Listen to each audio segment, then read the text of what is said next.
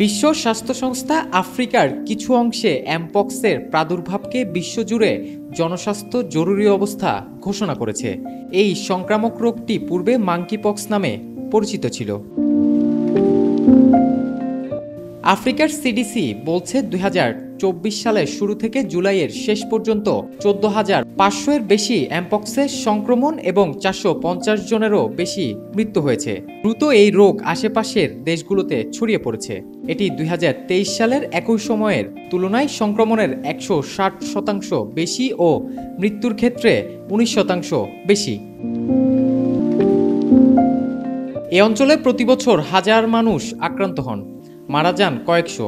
তবে বিশেষ করে ১৫ বছরের কম বয়সী শিশুরাই বেশি আক্রান্ত হয়।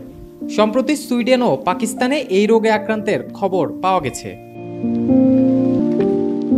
অ্যামপক্স এবং স্মল পক্স বা গুটি বসন্ত একই ধরনের ভাইরাস দ্বারা সৃষ্টি হয়।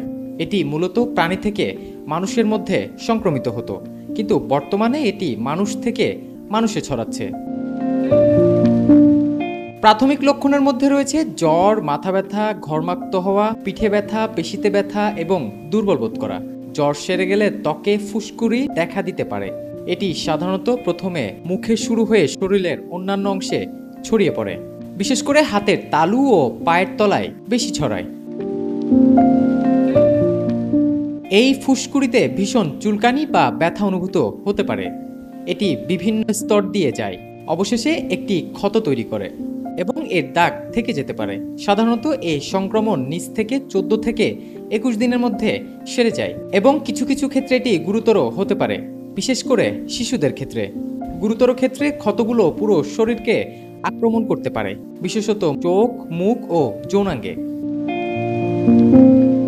অ্যামপক্সের সংক্রমিত ব্যক্তির ঘনিষ্ঠ সংস্পর্শে মাঙ্কিপক্স ভাইরাস অন্যজনের শরীরে সংক্রমিত হয়ে থাকে। এই ভাইরাসটি ক্ষতিগ্রস্ত ত্বক, চোখ, নাক বা মুখ দিয়ে শরীরে প্রবেশ করতে পারে।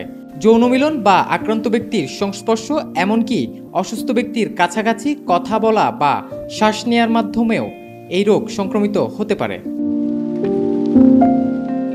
এই ভাইরাসে আক্রান্ত কোনো ব্যক্তির স্পর্শ করেছে এমন বস্তু যেমন বিছানাপত্র, জামাকাপড় ও তোয়ালে স্পর্শ করলেও এই রোগ ছড়িয়ে পড়তে পারে। এই ভাইরাস বহন করছে এমন প্রাণী যেমন বানর, ইঁদুর ও কাঠবিড়ালি সংস্পর্শে আসলেও এই ভাইরাসে আক্রান্ত হওয়ার সম্ভাবনা রয়েছে। এই রোগে উপসর্গযুক্ত ব্যক্তি, স্বাস্থ্যকর্মী এবং তাদের পরিবারের সদস্যসহ তাদের ঘনিষ্ঠ কারো সংস্পর্শে আসা যে কেউ সংক্রমিত হতে পারেন এই ভাইরাসে। কারা সবচেয়ে বেশি ঝুঁকিতে তা এখনও গবেষণা চলছে, তবে শিশুরা বেশি ঝুঁকিতে রয়েছে। অ্যামপক্সের সংক্রমণ নিয়ন্ত্রণ করার সেরা উপায় টিকা গ্রহণ। এর টিকা রয়েছে, কিন্তু সাধারণত তারাই শুধু এটি নিতে পারেন যারা সংক্রমণের ঝুঁকিতে বা রোগীর ঘনিষ্ঠ সংস্পর্শে রয়েছেন তারাই। স্বাস্থ্য ডেস্ক, মিডিয়া এক্সপ্রেস।